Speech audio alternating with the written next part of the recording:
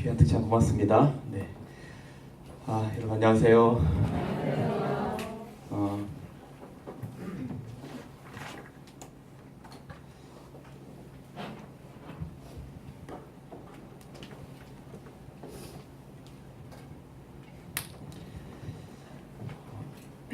사는 게 많이 바쁘죠. 바쁜데 우리 저녁에 이렇게 많이 참석해 주셔서 고맙습니다. 오늘 말씀을 드리기 전에 질문을 좀 하나 드리겠습니다. 만약에 여러분이 지금까지 살아오셨던 인생을 하나도 변함없이 똑같이 다시 살아야 된다면, 다시 말하면 똑같은 연도에 태어나서 똑같은 부모 밑에서 태어나서 똑같은 어린 시절을 보내고 똑같은 초등학교, 똑같은 중학교, 똑같은 고등학교 혹은 대학교, 똑같은 배우자를 만나서 지금까지 살아오셨던 그 인생을 다시 똑같이 살아야 한다면 다시 그 인생을 사시고 싶은 분 한번 들어보세요. 한 분, 두 분, 세 분, 네 분, 다섯 분. 저 뒤에 목사님, 사모님 눈치를 보면서 그럼 나머지 분들은 아니에요? 아니에요. 만약에 제가 요 위에 50, 60, 70 위에 계신 어른들에게 이 질문을 했다면 몇 분이 손을 들 것 같으세요? 아무도 안 들 것 같아요. 어떻게 이렇게 잘하세요? 아마 오늘 지금 손들 한 대여섯 분은 아마 또 똑같이 손 드실지 몰라요. 제가 가끔 이 질문을 집회를 다니는 곳마다 합니다. 한 번은 삼육대학에서 교수님들을 대상으로 집회를 할 때입니다. 여러분, 그 대학 교수하면 사회적으로 성공했다는 분들이죠. 만약 여러분들의 자녀가 있는데 뭐 사위 되실 분이나 혹은 며느리 되실 분이 대학 교수라고 한다면 되게 괜찮겠어요? 그래요. 다 괜찮아요. 근데 사회적으로 성공했다는 분들에게 제가 이 질문을 해봤거든요. 그 대학 교수님들이 꽤 많이 계셨는데 총장님서부터.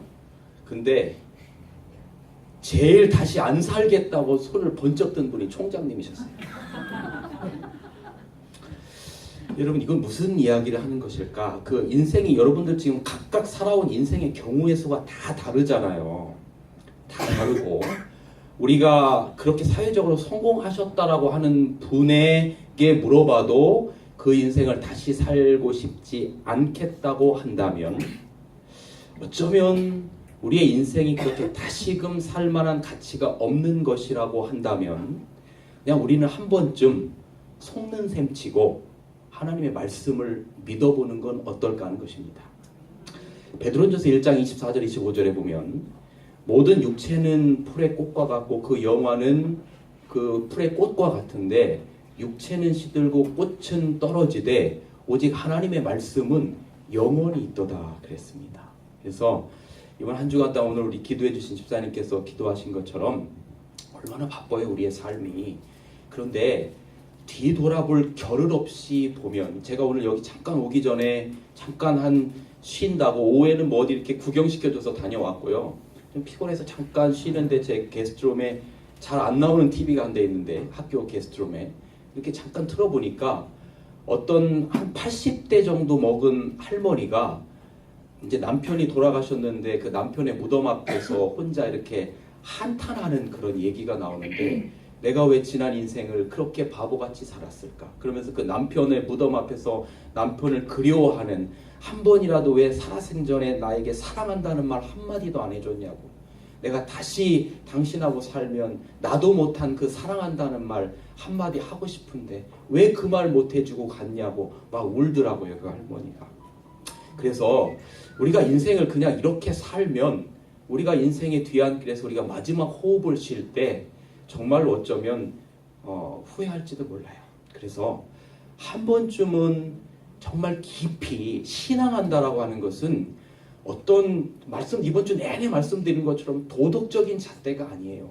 하나님의 말씀이 여러분의 가슴으로 와서 여러분을 존재로 대하시는 그 하나님이 여러분의 마음 가운데 느껴지고, 오늘 우리 찬양을 참 감동스럽게 불러주셨는데 그 하나님의 사랑이 여러분의 마음 가운데 와서 그것이 너무 내 마음 가운데 감격스럽고 벅차서 하나님의 말씀이 여러분의 인생관이 되는 것, 그게 신앙이에요. 무슨 교리를 많이 알고 이거는 둘째 문제죠. 그래서 이번 한 주간 동안 이 하나님의 말씀이 여러분의 마음으로 와닿게 그렇게 되셨으면 참 좋겠습니다. 오늘 제가 생로병사 생이라고 하는 제목으로, 한문은 태어나고 늙고 아프고 죽고 다시 태어나고 그 말이네요.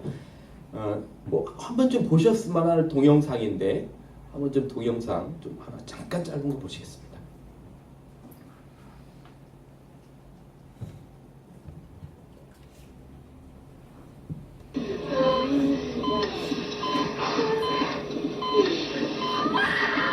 어떤 산모가 아이를 낳았습니다. 아이가 날아갑니다.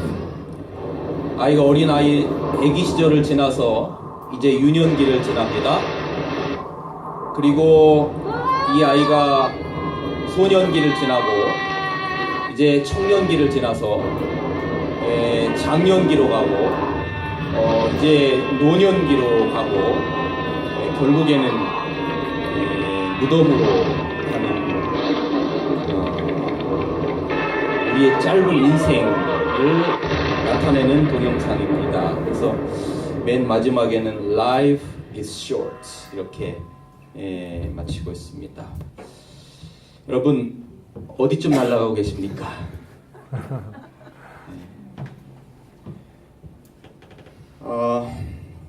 사람의 죽음의 문제를 해결할 수 있는 것은 이 세상 어디도 없고, 과거에 권력을 가졌던 사람들이 죽음의 문제를 해결하려고 수없이 많이 노력을 했지만 그 죽음에서 벗어난 존재는 이 세상에 단 한 사람도 없었습니다. 그런데 성경에는 사람이 왜 죽어야만 하는가, 의학적으로는 이게 인간의 세포가 늙어가고 그렇지만 성경에는 사람이 죽어야 되는 이유를 분명히 밝히는데 그것은 죄 때문이라고 밝히고 있습니다. 여러분 여기 로마서 6장 23절에 보면 죄의 싹슨 사망이라 그랬습니다.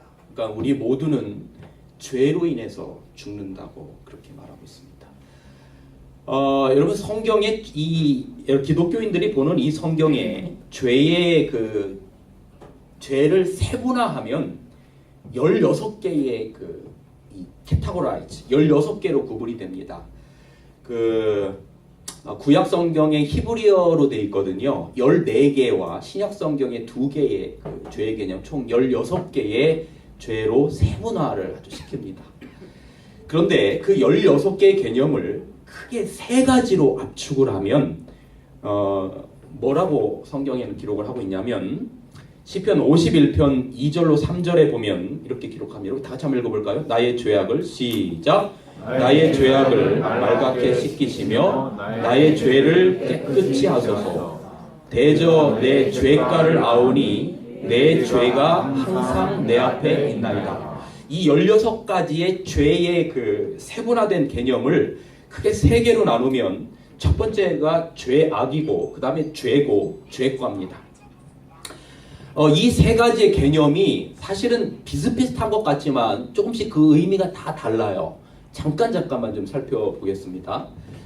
여기 죄악, 영어로 iniquity라고 하는 이 말은 시편 51편 5절에 보면 내가 죄악 중에 출생하였으며 모친이 죄 중에 나를 잉태하였나이다 라고 하는 의미입니다. 그러니 사람의 본성 자체가 구부러져 있다라고 하는 의미예요. 그러니까 사람이 죄인이기 때문에 죄를 짓느냐, 죄를 졌기 때문에 죄인이냐라고 하는 질문 속에서 이 죄악이라고 하는 의미로 따진다면 죄인이기 때문에 죄를 짓는다는 것입니다.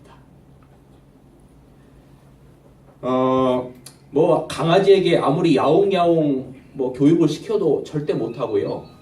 제가 몇 년 전에 충청 앞에 장막궁회를 가서 거기 쉬는 시간에 바닷가에 이렇게 나가서 보니까 요만한 개들이 있어요. 개. 그래서 개 한 마리를 잡았어요. 그리고 제가 말했습니다. 너는 내가 보니까 참 똑똑하게 생겼어. 내가 지금부터 교육을 시킬 때니까 잘 들어. 한번 똑바로 한번 걸어봐. 똑바로. 그래가지고 딱 놓고 똑바로 걸으라고 아무리 해도 똑바로 걷지 못해요. 혼을 좀 내봤어요. 좀 더 똑바로 걸어보라니까 아무리 해도 똑바로 걷지 못합니다. 그렇게 본성 자체가 된 겁니다. 이게 본성 자체가 그렇게 된 걸 바꿀 수가 없어요. 그래서 이게 우리가 죄로 인해서 구부러진 그런 품성, 본성을 갖고 있다라고 하는 의미의 그 의미가 죄악이라고 하는 것입니다. 뭐 우리가 그런 이야기 많이 들잖아요. 아이들이 죄가 없느냐? 그 아이들 보면 아이들이 이기적입니까? 안 이기적입니까? 대단히 이기적이에요. 제가 한 번은 저희 둘째 놈을 어릴 때 그 TV를 보는데 동물의 왕국 프로그램이 나와요. 그래서 그 동물의 왕국을 보는데 사자가 사슴을 잡아먹는 광경이 나와가지고 갑자기 뭔가를 좀 이 아이들에게 쇼를 하고 싶었어요. 그래서 제가 저희 아내에게 여보, 내가 당신 물어뜯는 흉내 낼 테니까 으아 좀 소리 좀 내 그랬어요. 그래서 제가 아빠가 사자다면서 엄마를 귀를 어흥 하고 물어뜯는 흉내를 내고 저희 아내는 아는 흉내를 냈어요. 그랬더니 세상에 아이들이 갑자기 말이죠. 저희 둘째 놈이 야구방망이로 들고 와가지고 제 뒤통수를 내려쳤어요. 다행히 그 야구방망이가 진짜 야구방망이면 머리 깨졌겠죠. 장난감 그 풍선 공기 들어간 야구방망이에요. 그래서 이제 역할을 바꿔보자 그랬어요. 당신이 나를 무는 흉내를 내고 내가 의항해볼게. 저희 집사람이 저를 무는 흉내가 저는 저희 집사람보다 더 크게 아픈 소리를 냈어요. 으악 했어요. 그런데 전과 같으면 분명히 야구방망이가 저희 아내를 뒤통수를 내려쳐야 되는데 그냥 아무 일이 없어요. 그래서 저희 아이를 보니까 세상에 그렇게 평온한 얼굴일 수가 없어요. 그래서 내가 하도 억울해가지고 야 이놈아 너 도대체 왜 그러냐 그랬더니 이 아이가 그 되게 어릴 때입니다. 아주 어릴 때인데 4살인가 5살인가 저희가 하는 얘기가 뭐냐면 아빠는 엄마는 나를 위해 밥도 해주고 빨래도 해주고 먹을 것도 만들어주고 하는데 아빠는 저는 그때 학교에 있을 때거든요. 아침 일찍 출근해가지고 저녁에 늦게 들어오고 쉰을 떼면 테니스 친다고 테니스장 가고 우리랑 하나도 안 놀아주잖아 그러는 거예요. 그러니까 이 아이도 자기에게 잘해주면 좋고 자기가 생각할 때 사실 그 돈 누가 벌어다 주는 건데 네. 본성 자체가 우리는 이기적입니다. 그런 의미일 때 우리는 죄악이라고 구분합니다. 아시겠죠? 자, 그 다음에 또 하나는 죄예요. 영어로 sin인데 기록된 바 의인은 없나니 하나도 없으며 선을 행하는 자는 없나니 하나도 없도다. 우리의 본성이 구부러졌기 때문에 본성이 구부러진 우리가 행하는 모든 것은 악한 일이라고 하는 것입니다.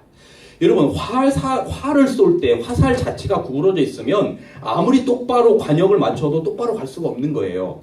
그래서 본성이 구부러진 인간이 무엇을 하려고 한다 할지라도 그것은 이기적인 마음을 가지고 있는 것입니다. 심지어는 종교도 마찬가지예요. 여러분 역사상 존재해왔던 가장 잔인한 전쟁이 다 종교 전쟁이에요. 지금 IS 막 사람 목 빼고 이것도 알라의 이름으로 그렇게 하는 겁니다.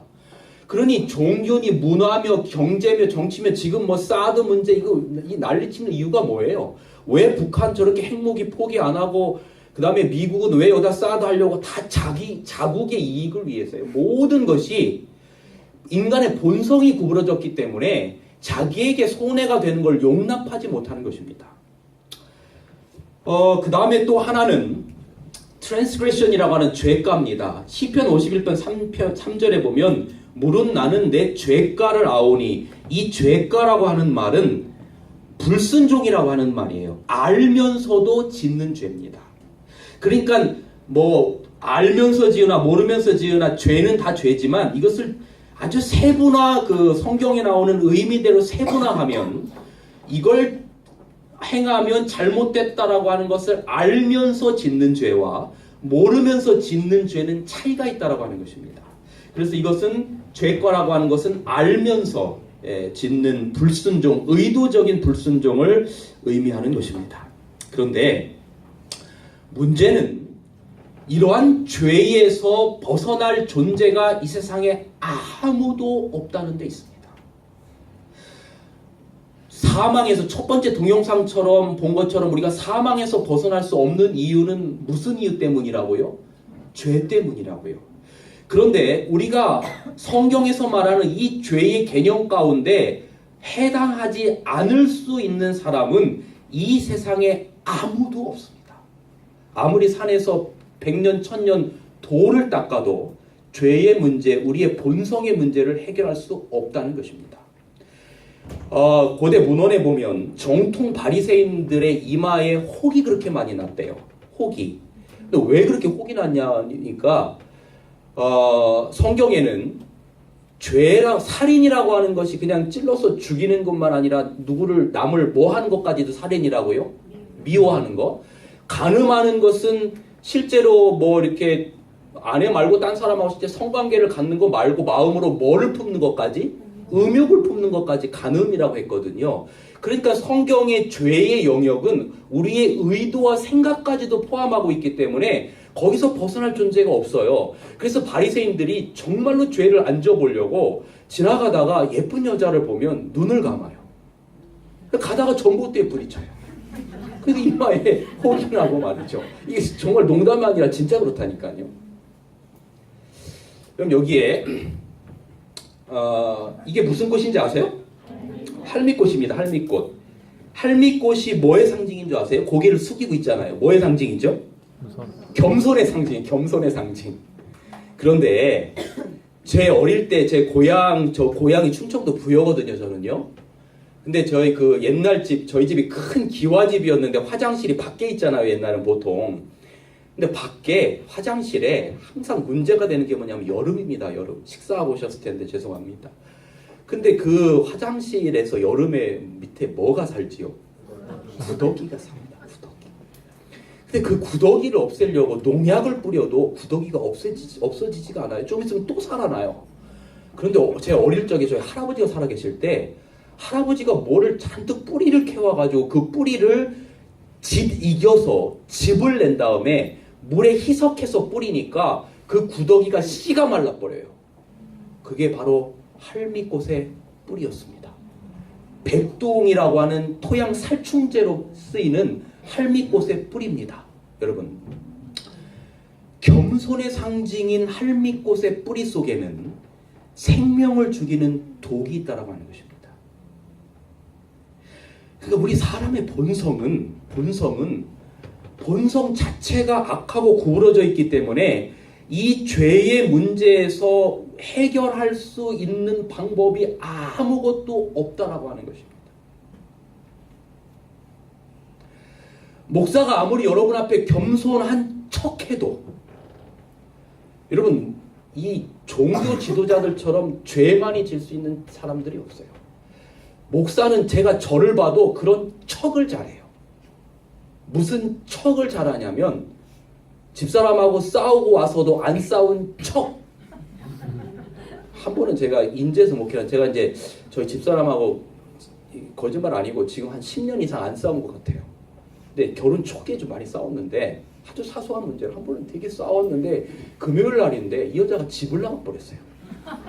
그래가지고 금요일 날 예배 드려야 되잖아요. 근데 17시 반이 됐는데 안 들어와요. 예배 드리러.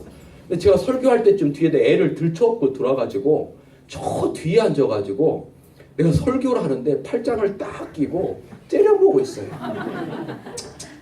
가증 안 가 이러는 건데.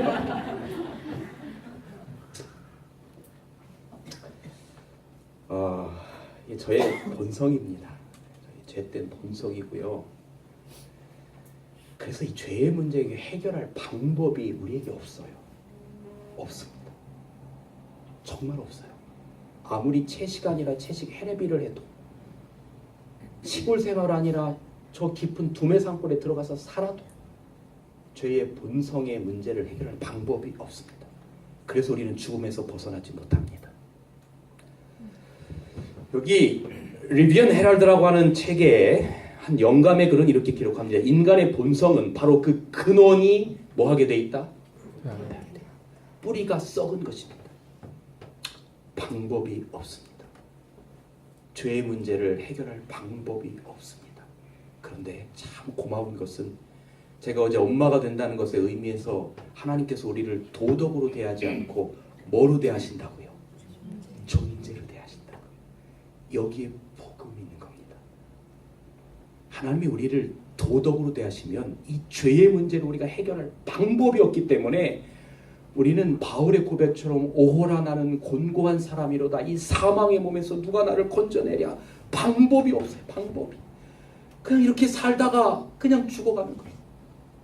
저도 이제 40대 중반 후반이 돼가니까 눈에 노안이 오기 시작했어요.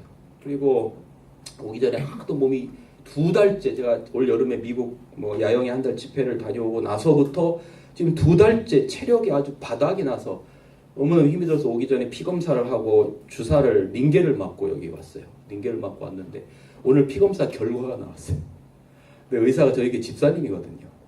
목사님 너무 걱정 안 하셔도 되는데 첫 번째 몸에 무슨 영양소가 부족한데 영양 결핍입니다. 그래요. 북한 사람도 아니고 말이죠. 둘째 다행히 간은 이상이 없습니다. 셋째 비타민 D가 부족합니다. 30에서 100이 돼야 되는데 목사님은 11입니다. 그럼 어떻게 해야 됩니까? 오셔서 주사를 맞으시면 됩니다. 그래. 점점점 우리는 부패해 갑니다. 늙어갑니다. 흰머리도 생기고 눈도 처지기 시작하고 그럽니다. 보톡스를 아무리 맞아도 한계가 있습니다. 그래서 결국은 우리는 죽음으로 가게 되는 것입니다. 이 생로병사의 삶, 그런데 이 생로병사의 삶에서 다시 생로병사생으로 가는 길이 없을까? 성경에는 이 길이 있다라고 말한 것입니다. 여기에 우리의 희망이 있는 겁니다. 믿져야 본전 아니에요. 하나님의 말씀이 거짓말이든 뻥이든 어쨌든 우리는 이 세상에 한번 살면서 죽을 사람인데, 인간은 모든 영화나 그것이 풀의 꽃과 같은데 하나님의 말씀은 영원히 존재하고, 지구 역사상 수천 년간 하나님의 말씀에 오류를 파헤치려고 했던 사람들이 그리스도인이 되고 성경을 통해서 삶이 바뀐, 수천 년간 해마다 단 한 번도 베스트셀러를 놓친 적이 없는 이 성경에서 말하는 하나님께서 다시 생로병사생으로 갈 수 있는 길이 있다라고 말씀하시니, 저도 아직 하늘나라 안 가봤지만 그것을 믿는 것입니다. 그리고 그것을 믿고 살아가는 그 신앙의 삶이 그것을 알지 못하고 살아가는 삶보다 훨씬 더 기쁘기 때문에 그 말씀을 전하고 다니는 거예요. 그런데 이 생로병사의 삶에서 생로병사생으로 가는 딱 한 가지의 방법이 있는데, 그게 뭐냐면 죄 문제를 해결하는 것입니다. 이 문제를 해결하지 않고는 생로병사생으로 갈 수 있는 방법이 전무합니다. 그래서 제가 오늘 이 문제를 해결하는 방법을 말씀드리려고 하는 것입니다.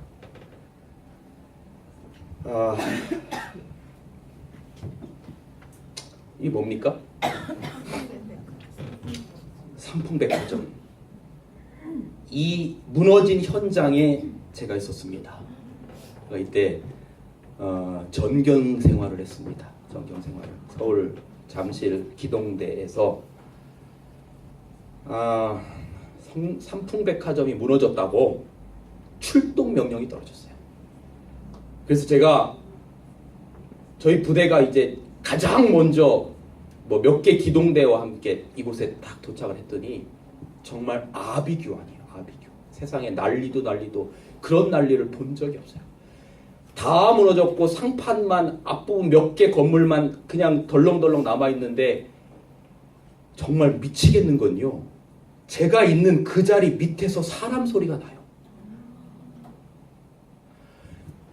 그래서 우리가 그 콘크리트 더미를 말이죠, 끄집어 내려고 하는데, 그럼 제가 힘이 있게 생겼어요, 없게 생겼어요? 없게 생겼다가 하면 또 곤란합니다, 이거. 그게 끌어올려져야 말이죠. 젖먹는 힘을 다해도 밑에서 사람 소리가 나오는데 끌어올릴 수가 없는 거예요. 근데 좀 있다가 포크레인들이 오기 시작했어요. 포크레인. 그 포크레인의 힘으로 끄집어 올리니까 그렇게 단단했던 시멘트가 뭐 하는 것입니까? 올라오는 겁니다. 비슷한 경험이 또 하나 있는데 제가 대학교 다닐 때 티코를 한 대 샀습니다. 40만 원 주고 10년 된 티코를 한 대 샀어요. 그걸 가지고 제 고향 부여를 향해서 어느 날 외박을 가는데, 지금은 저희 집 앞까지 고속도로가 놓였는데 옛날에는 천안으로 가서 그 온양 가는 쪽으로 가다가 육으로 빠져가지고 뭐 이렇게 꼬불탕꼬불탕 가는 길을 국도를 따라서 가야 되는데, 가다 보면 그 미시령보다는 조금 낫지만 미시령 비스무리한 한 터널 이렇게 꼬불탕꼬불탕 가는 길을 해서 가야 돼요. 근데 가다 보니까 이 티코가 말이죠, 거의 기름이 바닥이에요. 근데 제가 뭐는 알고 있었냐면, 기름 등 그 앵꼬등이라고 그러잖아요. 그 기름 등이 들어와도 적어도 한 60km는 더 갈 수 있다라고 하는 걸 알 수 있어요. 그럼 티코는 기름 냄새만 맡아도 가는 거 아시죠? 근데 거의 가긴 갔는데 아직 기름 등이 안 들어왔어요. 그래서 집에까지 가야 되겠다. 왜냐하면 학생이 무슨 돈이 있어요. 집에 가면 누가 기름 넣어줘요? 아버지가 넣어주는 거예요. 그래서 가는 겁니다. 가는데 이제 그 터널을 이렇게 막 이렇게 꼴탕꼴탕 거리는 길을 올라가는데 갑자기 말이죠, 이 차가 덜컹덜컹 하더니 올라가는 길 중간에 딱 서버렸어요. 알고 보니까 10년 된 고물차가 그것도 고장이 난 거야. 근데 문제는 저 위에서부터 차가 막 내려오는데 커브를 틀면서 제 차를 발견하고 그때서야 브레이크를 잡고 부딪힐 뻔하고 막 스키드 마크를 난리가 난 거예요. 난리가. 야, 큰일 났다. 그 당시 핸드폰도 없었고 대학교 다닐 때니까. 그래서 이걸 어떻게 해야 될까 하다가 티코 이까지 것쯤이야 제가 생각을 했어요. 그래서 올라가는 길에 쓴 것을 내가 뒤에서 밀어가지고 옆으로 세우리라 생각을 했어요. 이제 이렇게 이쪽은 천길 낭떠러지입니다. 절벽입니다. 이렇게 섰는데 이제 핸들을 오른쪽으로 틀고 난 다음에 이제 뒤에서 받쳐서 밀려고 사이드 브레이크를 당겼던 것을 다시 내리고 문을 열고 잽싸게 뒤로 와서 티코를 딱 받쳤어요. 그리고 그 다음서부터 티코를 젖먹던 힘까지 다해서 미는데 올라가요, 안 올라가요? 티코 진짜 중력의 힘이 그렇게 무서운지 몰랐어요. 그리고 점점점 제가 뒤로 밀려오는데 여기는 천길 낭떠러지예요. 근데 그 순간 죽느냐 사느냐 이것이 문제로다 하면서, 야, 이 티코를 포기해야 될 것인가 내 목숨을 포기해야 될 것인가. 티코 저 정말 아까웠거든요. 도대체 뭐를 포기해야 될 것인가 하다가 장가도 못 가보고 죽으면 너무 억울하지 않냐. 그래서 티코를 포기하자 그래가지고 티코를 이제 포기하고 옆으로 딱 섰습니다. 티코는 굴러 내려가서 저 밑으로 떨어질 줄 알았는데 다행히 내려가다가 턱 어딘가에 걸려요. 그러니까 한 10m에 하나씩 세워놓은 그 가드레일, 그 밤에 이렇게 불빛 있는 거 있잖아요. 불빛 비치게 하는 거. 그 가드레일이 그 가운데, 티코 가운데를 딱 걸친 겁니다. 그래서 다행히 티코를 건졌어요. 그래서 한참 올라가면 뭐 미시령 터널 꼭대기처럼 그 위에 공중전화 박스가 있었어요. 그래서 아버지에게 전화를 해서, 아버지 이러이러하니 빨리 큰 트럭 한 대와 차에다 늘 기름 좀 가져와 주세요. 아버지가 얼마나 놀라셨는지 10분 후에 달려오셨어요. 그래가지고 거기다 이제 기름을 넣은 다음에 저는 이제 다시 운전석에 앉고 아버지가 줄을 묶어서 그 트럭 뒤에다 묶은 다음에 1단을 딱 한 다음에 아버지가 갑자기 앞으로 엑셀레이터를 딱 밟으니까 티코가 제 젖먹던 힘까지 다해도 안 됐던 그 티코가 갑자기 앞으로 팍 뛰쳐나가는 거예요. 그때 제가 배운 공과가 하나 있습니다, 여러분. 우리를 죽게 만드는 죄의 중력은 여러분이 생각하는 것보다 훨씬 더 힘이 셉니다. 그래서 우리를 바울이 말하는 것처럼 오호라 나는 곤고한 사람이로다 이 사망의 몸에서 누가 나를 건져내려 하는 그 사망의 중력, 우리를 끌어내리려고 하는 중력이 너무나 강해서 웬만한 결심을 해도 그 결심이 우리의 죄를 짓는 것을 막지를 못할 만큼 죄의 중력이 강해요. 그런데 여러분, 복음은 이것입니다. 그 트럭의 힘은 티코의 중력보다 더 강하다는 거예요. 예수 그리스도의 보혈은 그분의 은혜며 그분이 우리를 어제 말씀드린 것처럼 존재로 대하는 그분의 사랑과 은혜와 보혈의 피는 우리의 죄의 깊이보다 더 넓고 더 크고 더 높아서 우리를 죄의 수렁텅이에서 끌어내기에 넉넉하다는 사실을 기억하시기 바랍니다. 우리가 믿고 의지할 수 있는 방법은 우리 자신에게 없어요. 16개나 되는 이 죄의 카테고리에서 벗어날 존재가 이 세상에 아무도 없어요. 이걸 누가 하시냐면 우리를 존재로 대하시는 우리 하나님 예수님이 아셔요. 그래서 너희에게 희망이 없는 것 안다. 그래, 너희가 마음은 원이로되 육신이 약하다. 그래서 내가 너에게 이 포크레인과 같은 헬리콥터와 같은 트럭과 같은 너희를 죄의 중력 가운데서 끌어낼 그 무언가를 보낼 것이다. 그것이 너희를 구원할 것이다. 그 약속이 바로 이것입니다. 로마서 3장 20절 21절 다 같이 읽읍시다. 그러므로 시작. 그러므로 율법의 행위로 그의 앞에 의롭다 하심을 얻을 육체가 없나니 율법으로는 죄를 깨달음이라. 이제는 율법 외에 하나님의 의가 나타났으니. 여러분, 율법의 행위는 제가 어제까지 말씀드린 거에 의하면 이건 도덕입니다. 그죠? 도덕법에 의하여 선악과를 먹은 아담과 하와와 그의 옆구리에서 태어난 이 땅에 있는 모든 인류는 전부 다 정죄받고 죽을 수밖에 없습니다.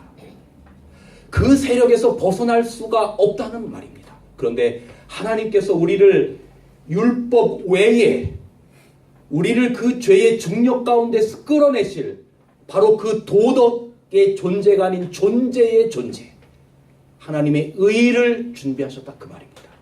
그 하나님의 의가 우리를 구원하기에 넉넉하고, 그래서 우리의 죄의 문제를 해결해서 생로병사에서 생로병사 생으로 갈 수 있는 길을 마련하셨다라고 하는 것이 복음인 것입니다. 여기 보세요. 죄에 싹슨 사망이요 하나님의 은사는 그리스도 예수 우리 주 안에 있는 뭐니라? 영생, 생명이니라. 여러분, 아담과 하와가 선악과를 먹으면 죽으리라고 했는데 죽음이 뭐라고 하는 것을 잘 알았을 것 같으세요? 한번 생각해 보세요. 하나님이 아담과 하와에게 너 선악과 먹는 날에는 정령 죽을 거야. 물론 쌍방적인 언약이었습니다. 그런데 아담과 하와는 애로 태어나서 자랐습니까? 처음서부터 어른으로 하나님께서 존재하게 하셨습니까? 어른으로 존재하게 하셨어요. 그의 지력은 뭐 천사 못지않은 지력을 소유하고 있었습니다. 모든 것들을 하나님과 아마 루스벨 다음으로 많은 것들을 알만한 죄가 없는 지력의 상태였겠죠. 그런데 아담과 하와가 경험해 보지 못한 게 있습니다. 그건 죽음이라는 것입니다. 죽음이라는 걸 경험해 보지 못했어요. 그래서 아담과 하와가 죄를 짓고 낙엽이 떨어지는 것을 보면서 오늘날 독자를 잃은 엄마보다 더 슬퍼했다고 했어요. 왜냐하면 그런 경험이 없기 때문에 그렇습니다. 그런데 아담과 하와가 선악과를 먹으면 죽으리라 했을 때 그 죽음이라고 하는 것이 무엇인지조차도 제 생각에는 그게 실제 잘 몰랐을지도 몰라요. 어쨌든 선악과를 먹게 되었습니다. 그러나 하나님의 율법은 공의는 지켜져야 합니다. 그래서 죽게 되었습니다. 죽음 가운데 떨고 있는 그 자식을 향해서, 그 두려워 떨고 있는 자식을 향해서 포근히 두르는 것이 하나 있었는데 그것이 가죽옷이었습니다. 하나님께서 아무 말씀도 하지 않으셨습니다. 그저 두려워 떨고 있는 그 자식에게 하나님의 의의 옷을 입히시는 겁니다. 아담과 하와가 죄를 짓자마자 구속의 경륜이 바로 발동합니다. 그래서 그 아담과 하와 그 후손을 살릴 하나님의 의, 바로 예수님의 십자가는 이미 준비되었던 것입니다. 이것을 제가 어제 드렸던 말씀입니다. 여러분, 그런데요, 어제 드렸던 말씀을 좀 다시 한번 좀 정리할게요. 여기 그 가죽옷, 이게 창세로부터 죽임을 당한 어린 양이라고 하는 말씀을 드렸어요. 예수님은 아담과 하와가 죄를 짓고 양을 하나님께서 잡으시고 죽이실 때 이미 그 자리에서 예수님을 죽이신 거나 다름없고, 예수님의 죽음이 있었다라고 하는 것은 이 세상에 있는 모든 인류의 죄를 이미 다 용서하셨다는 의미입니다. 그래서 어제 탕자가 돌아왔을 때 옷을 내어다가 입혔다라고 하는 것은 아버지의 용서는 탕자의 회개보다 먼저 있었다는 의미입니다. 자, 여러분 이 의미를 제가 조금 더 자세히 설명을 드리겠습니다. 이 의미는 그렇다고 만인 구원설이 아니에요. 예수님이 이미 창세로부터 모든 인류의 어린 양이 돼서 죽으셨기 때문에 용서를 다 준비하셨기 때문에 이 세상의 모든 인류가 다 구원을 받는다? 그런 의미가 아닙니다. 자, 제가 이것을 어떻게 설명을 드려야 할까 하다가 이렇게 설명을 드려요. 제가 아야스에서 그 4년을 유학을 했습니다. 4년을 유학을 할 때 저희 그 한국에서 가족들이 오면 이제 뭐 그 필리핀은 이렇게 따뜻한 나라니까 바다를 가는 게 좋잖아요. 그래서 저기 코론이라고 하는 지역에 그 이게 여행을 갔는데 거기가 스노클링 하기가 세계에서 최고 좋은 곳이에요. 바다 밑이 얼마나 아름다운지. 근데 정말로 고개를 딱 넣으면요 감탄사가 나와서 물을 마셔요. 잘못하면 우와 하다가 너무 정말 아름다워요. 그 안에 뭐 그 산호초들뿐만 아니라 니모 아시죠? 니모 그런 물고기들 야 정말 기가 막혀요. 근데 다 고개를 넣고 와와 보는데 저희 막내 녀석이 아직 어려가지고 바다 밑에 고개를 넣지를 못해요. 그래서 영준아 이렇게 넣는 거야. 아빠 따라해봐. 그냥 눈만 뜨고 고개만 넣고 여기 이렇게 숨은 쉬면 여기 공기 다 나니까 걱정하지 마 하는데 죽어도 얘가 그걸 못 넣어요. 그래서 그 바다를 못 보고 돌아왔어요. 1년 동안 그 다음에 또 친척이 와서 그곳을 또 가게 되었는데 가기 전에 몇 달 전서부터 저희 아내가 얘 바다 밑을 보는 훈련을 시켰어요. 수영장을 데리고 가서 그냥 일반 수영장을 데리고 가서 그래서 어떻게 고개를 넣으면 숨을 어떻게 쉬며 뭐 안경을 썼으니까 괜찮고 그거를 한 달, 2달을 훈련을 시킨 다음에 이제 바다 밑을 볼 수 있게 됐어요. 그리고 이제 다시 1년 후에 여행을 갔습니다. 여전히 바다 밑은 아름다웠어요. 이 아이가 그동안 몇 달 동안 준비한 것을 고개를 넣는 것입니다. 고개를 딱 넣는 순간 우와 그래요. 그러면서 하는 얘기가 아빠 이거 왜 이제야 보여줬어요 이래요. 안 본 거 누군데? 지인데. 여러분 저희 아이가 고개를 물속에 넣기 전에도 물속의 아름다움 이미 존재했나요? 이미 물속의 아름다움은 존재했습니다. 그 물속의 아름다움을 고개를 넣고 보는 행위를 통해서 누구의 것으로 만들었나요? 자기의 것으로 만든 것입니다. 여러분, 예수님은 이 땅에 있는 살인자뿐만 아니라 모든 인류 아무리 악한 자, 심지어는 IS, 저 망나니처럼 날뛰는 김정은, 예수님의 십자가의 보혈은 창세로부터 죽임을 당한 어린 양은 이 세상에 어떤 도덕적인 죄도 용서 못할 죄가 없다라고 하는 걸 믿으십니까? 다 용서해 주셨어요. 그런데 문제는 그 용서해 놓으신 것을 내 것으로 받아들이느냐 받아들이지 않느냐의 문제는 하나님께서 강제로 해주실 수 있는 문제가 아니에요. 아무리 부모님이 음식을 잘 차려놔도 그것을 내 거로 먹느냐 안 먹느냐는 누가 선택해야 될 문제입니까? 우리가 선택해야 될 문제예요.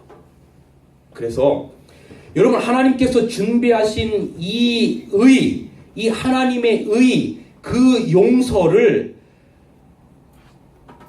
아버지를 믿고 내 것으로 받아들이는 행위를 성경에서는 뭐라고 말하냐면 그것을 믿음이라고 말합니다. 이 이야기가 요한복음 3장 16절 이야기예요. 하나님이 세상을 이처럼 사랑하사 독생자를 주셨으니 우리를 위하여 십자가에서 그 아들 예수 그리스도께서 보혈의 피로 돌아가심으로 말미암아 모든 용서를 다 이루어 놓으셨으니 이를 믿는 자마다 그것을 나의 것으로 삼는 자마다 뭐하지 않고 멸망치 않고 영생을 얻게 하려 하심이라. 여러분 이 세상에 죄를 없앨 수 있는 방법은 전무합니다. 전무합니다. 믿음이라고 하는 행위 자체도 하나님 앞에는 가증한 것입니다. 왜냐하면 우리 인간이 아까 말한 것처럼 죄의 본성이 구부러져 있기 때문에 우리가 행하는 믿음이라고 하는 것조차도 그거는 죄입니다. 죄의 액에서 나온 죄예요. 그런데 그 믿는다라고 하는 행위 자체가 중요한 것이 아니라 그 믿음의 대상이라고 하는 것이 중요한 거예요. 그 대상이 뭐냐면 바로 하나님 아들 예수 그리스도의 보혈의 피라고 하는 거예요. 그 보혈의 피를 나를 위해 죽으셨다라고 하는 그것을 내 것으로 받아들이고, 그래서 그분께서 준비한 그분의 의를 나의 구주로 받아들여 내 것으로 받아들일 때 죄가 없어지는 것이 아니라 우리의 죄를 없는 것처럼 여겨주신다라고 하는 이 기별, 이것을 칭의라고 말합니다. 의롭다고 뭐 해준다고요? 칭해주는 거예요. 성경에서 말하는 것은 우리의 죄가 없어지는 것이 아니라 우리의 죄를 덮어주는 것입니다. 성소 이야기를 많이 하는데 성소는 성소의 의미가 뭐냐면 죄를 덮는다는 거예요. 그 안에 수많은 양을 잡았던 그 피냄새를 성소의 그 위에 해달가죽 천이 덮어버렸어요. 그래서 탕자에게 옷을 입히고 아담과 그 하와에게 가죽옷을 입히고 스가랴서의 죄인인 그 대제사장에게 대제사장복을 입히고 하는 입힌다라고 하는 의미는 우리의 죄를 없는 것처럼 덮어주시는데 그 덮어주시는 근거가 뭐냐? 하나님 아들 예수 그리스도의 피라라고 하는 거예요. 그것을 나의 것으로 믿는 행위를 통해서 너희를 의롭다라고 칭해 주겠다라고 하는 것입니다. 이것만이 우리가 이 땅에서 생로병사 생으로 갈 수 있는 유일한 길이라고 말해주는 거예요. 여러분 제가 이렇게 옷을 딱 입으니까 제 몸 안에 무슨 뭐가 있는지 잘 모르시죠? 여러분 제 여기 뒤에 용문신이 꽈리를 틀고 있는 거 아십니까? 설마 또 진짜 믿으시는 분은 안 계시죠? 제가 지난번에 어디서 이 얘기했더니 네, 끝나고 나서 목사님 용문신 좀 봅시다 그래요. 제가 뒤에 그 수술을 좀 한 자국이 있습니다. 무슨 뭐 지방종 이런 게 있다 그래가지고 한 10cm 정도 찢어가지고 흉터가 있어요. 근데 여러분 제가 흉터 있는 거 전혀 모르셨죠? 뭘 입고 있기 때문에 그렇습니까? 복음이 뭐냐면요, 하나님이 여러분을 보실 때 여러분 자신을 보시는 게 아니에요. 여러분 자신을 보시면 우리는 하나님의 진노의 대상이에요. 왜냐하면 하나님은 죄와 섞일래야 섞일 수 있는 분이 아니에요. 그런데 하나님이 예수 그리스도의 보혈의 피라고 하는 것을 투영해서 우리를 보셔요.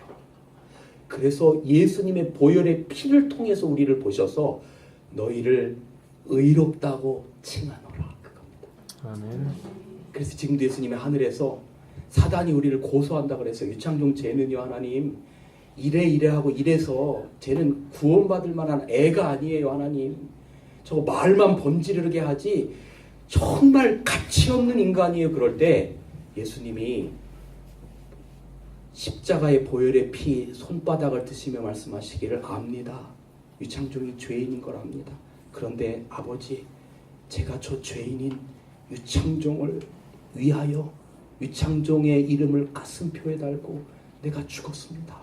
아버지 나를 보셔서 유창종 내 아들을 의롭다 하여 주시옵소서. 예수님이 하나님이 그것을 강압하시는 것입니다. 아멘. 여기 자 이게 생명과학이에요. 여러분 여기 생명이 탄생되는데 필요한 게 뭐냐면 사랑에 반응하는 겁니다. 벌써 이제 시간이 다 됐네요. 빨리빨리 마칠 준비해야 되겠습니다. 여러분 남녀가 서로 사랑하면 예를 들어서 제가 저희 아내에게 말이죠. 사랑의 프로포즈를 연애할 때 했어요. 어디서 들은 풍월은 있어가지고 장미꽃 백송이를 사가지고 장미꽃 백송이를 사가지고 어디 좋은 분위기 있는 데 가가지고 이제 어머니 처음에 연애를 하는데 손을 한번 잡아보고 싶은데 잘못 잡았다는 뺨때기를 맞을 것 같아가지고 못 잡다가 이제 어느 날 뭐 어디 좋은 분위기 있는 찻집에 가서 이렇게 차도 마시고 하는데 그날따라 손 잡는 걸 허용하더라고요. 그래서 이제 됐다. 그래가지고 이제 쐐기를 박아야 되겠다. 그래가지고 장미꽃 백송이를 사가지고 가서 딱 제가 사랑합니다 이렇게 딱 프로포즈를 딱 했어요. 제 사랑에 믿음으로 반응하지 않으면 저희 아내가 그걸 반응했어요. 반응이라는 건 뭐냐면 이 남자랑 앞으로 평생을 살아야 되겠다라고 그 사랑에 믿음으로 반응했어요. 그렇게 믿음으로 반응해서 태어난 게 우리 영현이와 영준입니다. 나비와 꽃이 반응해야 하고 모든 것이 반응하지 않으면 생명이 탄생하지 못합니다. 하나님이 우리를 창조하실 때 우리를 반응하도록 만드셨어요. 눈은 아름다운 것을 통해서 반응하고 코도 냄새에 반응하고 입도 맛에 반응하고 모든 게 반응하도록 만드셨는데 그런데 이 모든 우리의 몸이 이 오감이 반응을 가장 잘할 때가 언젠가 하면 사랑할 때입니다. 사랑할 때. 그래서 엄마가 아이를 이렇게 만져주고 또 사랑해주고 이렇게 엄마의 그 체온을 느끼게 해주고 채취를 느끼게 해줄 때 그 사랑이 아이에게 다 가고 엄마도 그 아이의 사랑을 받고 그 모든 것들이 가장 아름답게 반응하는 때가 언젠가 하면 사랑할 때입니다. 그런데 이 세상도 사랑에 반응할 때 생명이 탄생하는 것처럼 영적인 생명의 탄생도 마찬가지입니다. 하나님이 우리를 사랑한다는 그 사랑, 우리를 위하여 죽으실 만큼 사랑한다는 그 사랑에 내가 믿음으로 반응할 때 거기서 영생